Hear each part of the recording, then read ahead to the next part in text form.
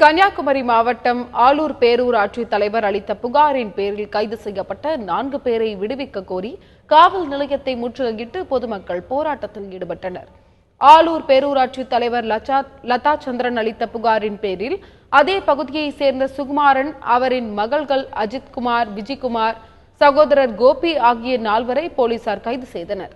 இதனை கண்டித்து அஜித்குமாரின் மனைவியும் ஆலூர் பேரூராட்சியின் பாஜக வேட்பாளருமான ரூபி பொதுமக்களுடன் இணைந்து காவல் நிலையத்தை முற்றுகையிட்டு போராட்டத்தில் ஈடுபட்டனர்.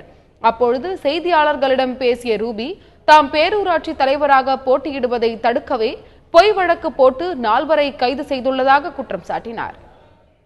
ஆலூர் பேரூராட்சியில் லதா சந்திரனை எதிர்த்து 12வது வார்டில் நான் போட்டி போடேன். என்ன அதில் வார்டில் நிற்க விடான்னு சொல்லிட்டு நிறைய மிரட்டல் எல்லாம் தந்தாங்க. வாபஸ் வாங்கன்னு சொல்லிட்டு என்கிட்ட சொன்னாங்க.